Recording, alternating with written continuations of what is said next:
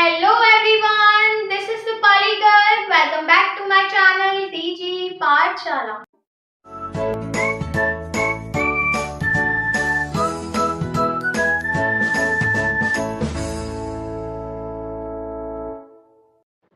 Guys, आज की video का टॉपिक है स्ट्रक्चर ऑफ न्यूरॉन। तो इस वीडियो में मैं आप लोगों को न्यूरॉन का पूरा स्ट्रक्चर डायग्राम की हेल्प से समझाने वाली हूँ। तो चलिए स्टार्ट करते हैं। गाइस, जो हमारा नर्वस सिस्टम होता है उसमें हमारा ब्रेन आता है, हमारी स्पाइनल कॉर्ड आती है जो कि बैक में प्रेजेंट होती है, साथ में सेंस रिसेप्टर्स आते हैं और गाइस मेन जो पूरी बॉडी में नर्व्स प्रेजेंट होती हैं वो आती हैं। तो ये चारों चीजें मिलकर हमारा नर्वस सिस्टम बनता है। अब आप सोचिए कि ये जो चारों चीजें हैं ऑब्वियसली सेल से बनी हुई होंगी।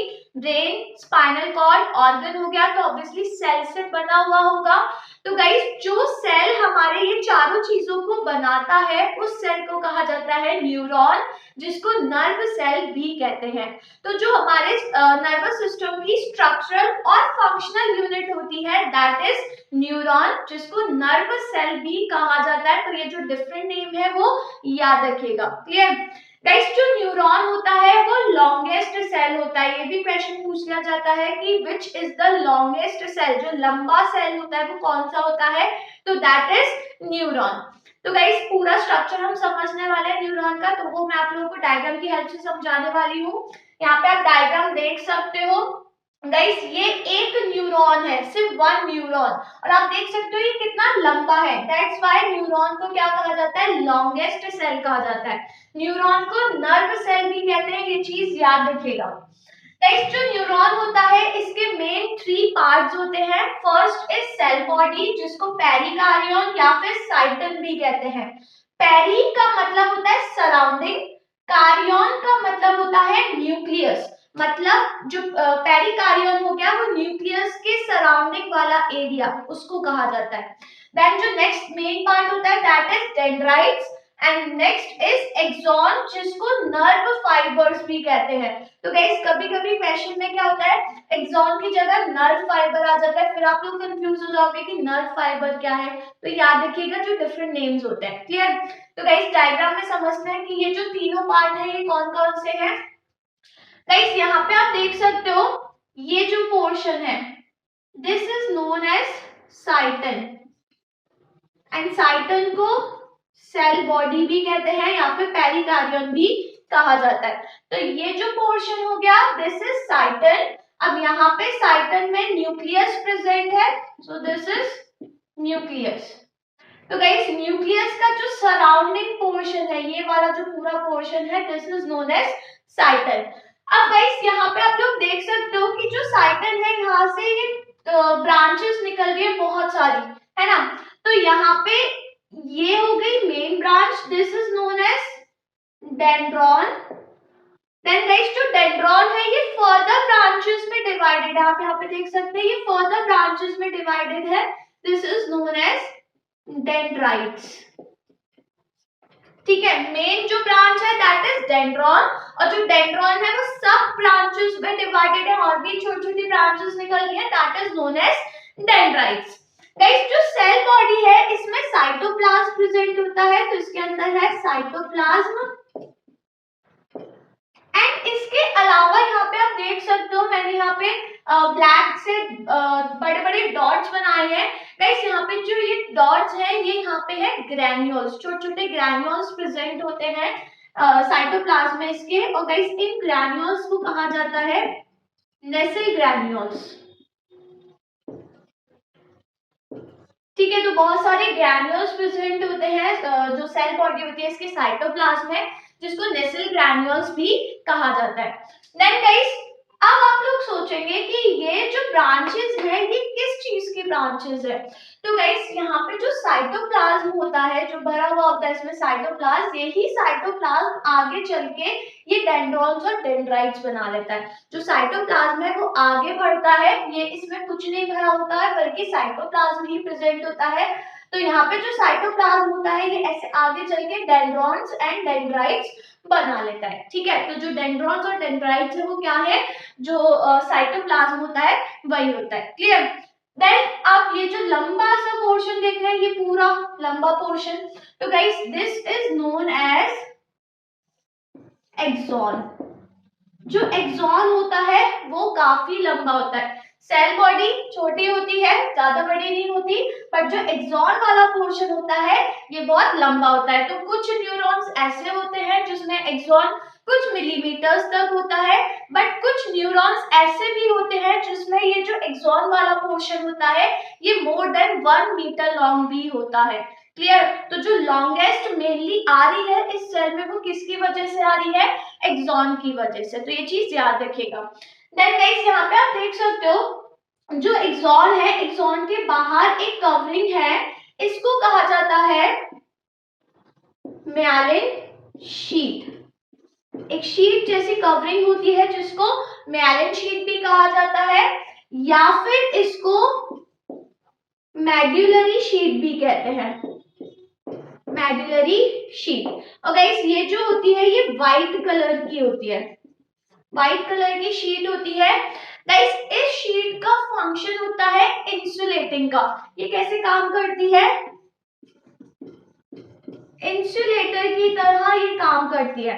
इंसुलेटर का मतलब होता है गाइस जो भी हमारी बॉडी में मैसेज का ट्रांसफर होता है, इंपल्स का जो ट्रांसफर होता है वो किसके थ्रू होता है? ऑब्वियसली जो न्यूरॉन्स होते हैं उसके थ्रू। जो नर्व्स होती हैं वो न्यूरॉन से बनी हुई होती हैं। तो ये जो न्यूरॉन सेल्स होते हैं इनकी वजह से पूरी बॉडी में जो मैसेज ट्रांसफर होते हैं, ब्रेन तक मैसेज जाते हैं, हमारी स्पाइनल कॉर्ड में मैसेज जाते हैं, देन ब्रेन से दोबारा मैसेज आते हैं। तो ये सारे जो मैसेज हैं, सारे जो इंपल्स हैं, इनका ट्रांसफर किसकी वजह से हो रहा है? जो न्यूरॉन्स हैं इन्हीं की वजह से हो रहा है ना। तो गाइस यहाँ पे क्या होता है, जो इंपल्स होता है वो सबसे पहले कहाँ पर आता है? जो डेंड्राइट्स होते हैं उनमें आता है। डेंड्राइट्स के बाद डेंड्रॉन्स में आता है, फिर साइटन में आता है और फिर एक्सॉन में आता है। अब गाइस यहाँ पे जो म्यालिन शीट होती है ये इंसुलेटर की तरह काम करती है। इंसुलेटर की तरह मतलब होता है कि जैसे जो इंपल्स है वो इस टाइप से नीचे की साइड आ रहा है, अब ऑब्वियसली इसके साइड में भी न्यूरॉन्स प्रेजेंट होंगे, है ना। तो जो इंपल्स है वो साइड में ना चला जाए उससे प्रिवेंट करती है कौन? म्यालिन शीट, है ना। जैसे हीट का ट्रांसफर आप लोगों ने सुना होगा कि कुछ होते हैं इंसुलेटर्स होते हैं जो ट्रांसफर नहीं होने देते, है ना। तो ऐसे ही यहाँ पे जो म्यालिन शीट होती है वो इंपल्स को बाहर की साइड ट्रांसफर नहीं होने देती, बाहर की साइड नहीं जा सकते, बस ऐसे नीचे नीचे जा सकते हैं। तो जो म्यालिन शीट होती है वो इंसुलेटर की तरह वर्कआउट करती है। क्लियर? देन गाइस यहाँ पे आप लोग देख सकते हो बाहर की साइड पर एक और मैम्ब्रेनस कवरिंग है, इसको कहा जाता है न्यूरीलेमा। गाइस इसको न्यूरीलेमा भी कहते हैं या फिर इसको न्यूरोलेमा भी कहते हैं। कहीं कहीं पे न्यूरोलेमा लिखा हुआ होता है तो कहीं कहीं पे न्यूरोलेमा लिखा हुआ होता है, ठीक है।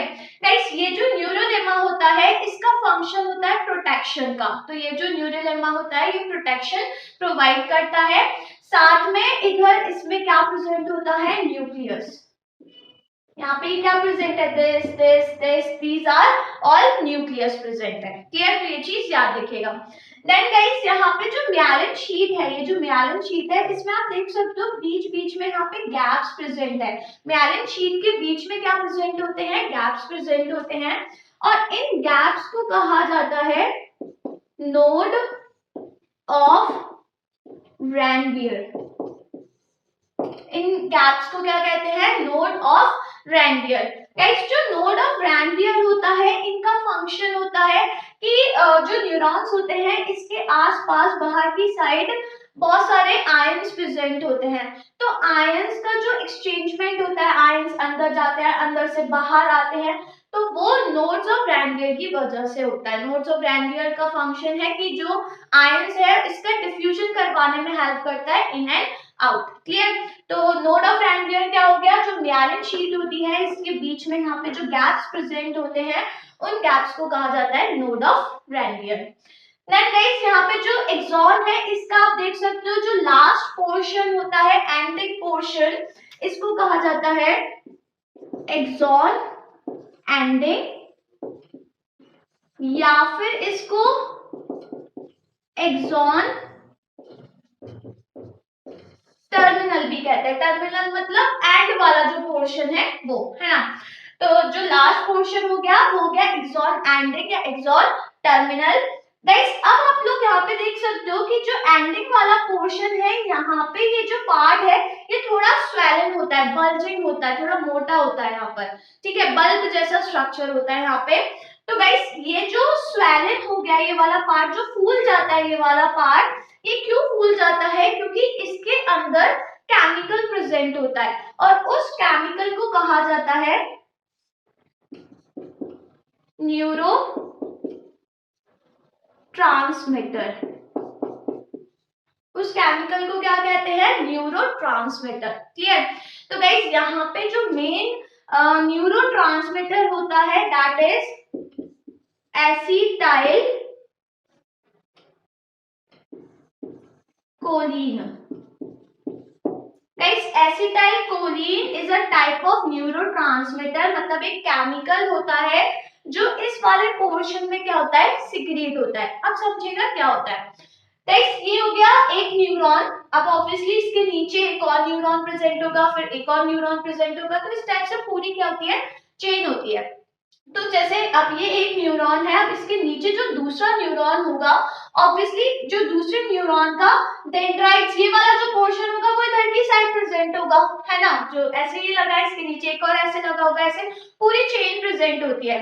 अब गाइस इस न्यूरॉन का एंडिंग वाला जो पोर्शन है और जो दूसरे वाले न्यूरॉन्स का डेंड्राइट्स वाला जो पोर्शन होता है वो आपस में कनेक्टेड नहीं होते।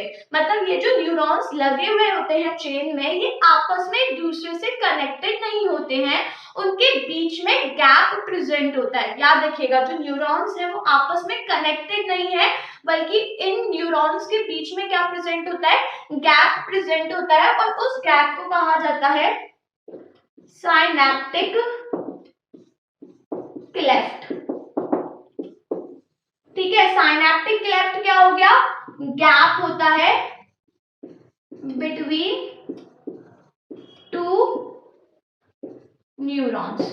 ठीक है, जो दो न्यूरॉन्स होते हैं, जितने भी न्यूरॉन्स लगे हुए होते हैं उनमें गैप प्रेजेंट होता है, वो आपस में कनेक्टेड नहीं होते, तो उस गैप को क्या कहते हैं?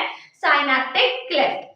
अब गाइस यहाँ पे इंपल्स आया, तो इंपल्स सबसे पहले कहां पर आएगा? याद रखिएगा, सबसे पहले वो आता है डेंड्राइट्स में, फिर आता है डेंड्रॉन्स में, फिर आता है साइटन में, और फिर आता है एक्सॉन में। तो एक्सॉन में आया, फिर ये गया एक्सॉन टर्मिनल में, और एक्सॉन टर्मिनल में ये एट लास्ट जो इंपल्स है वो कहां पे पहुंच गया? ये जो बल्जिंग पोर्शन है यहाँ पे पहुंच गया। अब गाइस जैसे ही इंपल्स ये बल्जिंग पोर्शन में पहुंच जाता है, तो यहाँ पे फिर केमिकल सिक्रीट होता है, जिसको क्या कहा जाता है? Acetyl choline. तो ये जो केमिकल होता है ये सिक्रीट हुआ। अब गाइस इस केमिकल का काम क्या होता है? दूसरे जो इसके बाद में जो न्यूरॉन लगा हुआ है उसके डेंड्राइट में इंपल्स को दोबारा, नया इंपल्स को क्या करवाना? जनरेट करवाना। क्यों? क्योंकि ऑब्वियसली यहाँ पे गैप प्रेजेंट होता है, जो इसके नीचे न्यूरॉन प्रेजेंट होगा वो कनेक्टेड तो है नहीं दोनों, इनके बीच में गैप प्रेजेंट होता है, तो जो इंपल्स है वो कैसे जाएगा दूसरे न्यूरॉन तक? तो एसिटाइल कोलिन का फंक्शन ये होता है कि यहाँ पे जो इंपल्स आया उसको दूसरे वाले न्यूरॉन्स के डेंड्राइट्स में ट्रांसफर करवाता है नए इंपल्स को। तो ये लेकर जाता है इंपल्स को, वहां पे ट्रांसफर करवाता है, मतलब वहां पे नया इंपल्स क्या करता है? जनरेट करता है। क्लियर? तो ये चीज याद रखिएगा। फिर क्या होता है? यहाँ पे एंजाइम सिक्रीट होते हैं, एंजाइम प्रोड्यूस होते हैं, वो एंजाइम दोबारा से इस पार्ट को फिर से तैयार कर देते हैं कि वो नया इंपल्स क्या कर सके? जनरेट कर सके। क्लियर? तो ये फंक्शन चलता रहता है, तो ये चीज याद रखिएगा। तो गाइस जो न्यूरॉन्स होता है, हमारे जो नर्व सेल्स होते हैं, उसके तीन मेन पार्ट होते हैं, cell body, dendrites and axon. Cell body को पेरिकार्डियल या फिर साइटन भी कहा जाता है। गाइस जो सेल बॉडी होती है इसमें वेल डिफाइंड न्यूक्लियस प्रेजेंट होता है, क्योंकि मैंने आपको बताया कि इसके अंदर न्यूक्लियस प्रेजेंट होता है। देन ग्रैन्युलर साइटोप्लाज्म होता है, बहुत सारे ग्रैन्यूल्स प्रेजेंट होते हैं जिसको नेसेल ग्रैन्यूल्स कहा जाता है। देन इसके साथ गाइस जो ये सेल होता है इसमें सारे सेल ऑर्गेनल्स प्रेजेंट होते हैं। जो सेल बॉडी वाला पार्ट है इसके साइटोप्लाज्म में सारे सेल ऑर्गेनल्स प्रेजेंट होते हैं, बस एक सेल ऑर्गेनल नहीं होता जिसको कहा जाता है सेंट्रोसोम। गाइस ये जो क्वेश्चन है ये बहुत इंपॉर्टेंट है, कि यहाँ पे कौन सा सेल ऑर्गेनेल नहीं होता, जो नर्व सेल है इसमें कौन सा सेल ऑर्गेनेल नहीं होता है, तो दैट इज सेंट्रोसोम।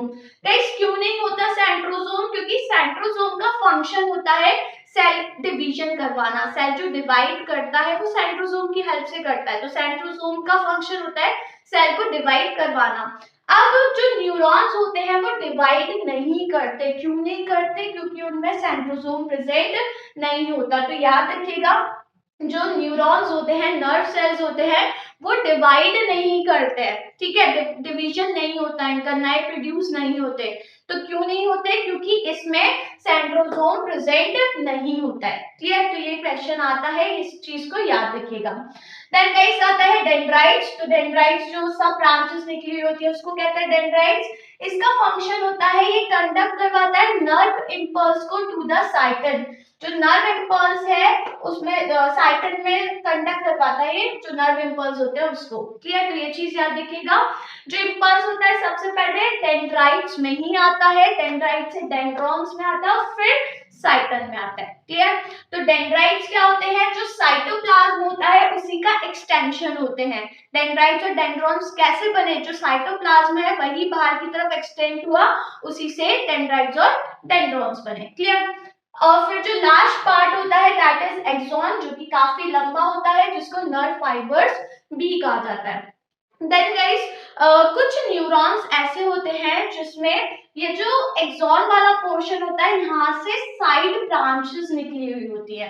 ठीक है, तो कुछ याद रखिएगा, कुछ न्यूरॉन्स ऐसे होते हैं जिसमें एक्सॉन वाले पोर्शन में यहाँ पे ऐसे साइड ब्रांचेस निकली हुई होती हैं, ताकि वो साइड में भी इंपल्स को क्या करवा सके, ट्रांसफर करवा सके। तो उन साइड ब्रांचेस को कहा जाता है एक्सॉन कोलेटरल्स।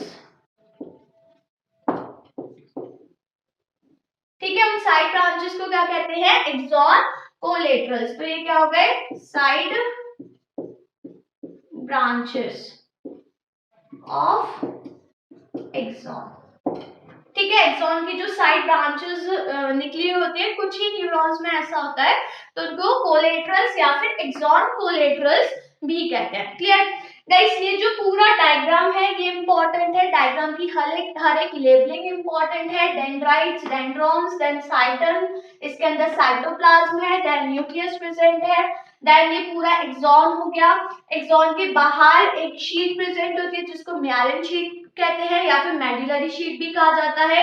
इसका फंक्शन होता है इंसुलेटर की तरह काम करती है, नर्व इंपल्स को बगल में नहीं जाने देती, साइड में नहीं जाने देती है। ठीक है, देन इसके बाहर एक और मेम्ब्रेन होती है जिसको न्यूरोलेमा या फिर न्यूरोलेमा भी कहते हैं।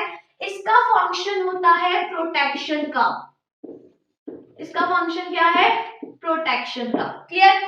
इसमें न्यूक्लियस प्रेजेंट होते हैं, देन जो म्यालिन शीट होती है इसके बीच में गैप प्रेजेंट होता है जिसको कहा जाता है node of Ranvier. Then axon का जो लास्ट पोर्शन होता है उसको एक्सॉन टर्मिनल या फिर एक्सॉन एंडिंग कहते हैं।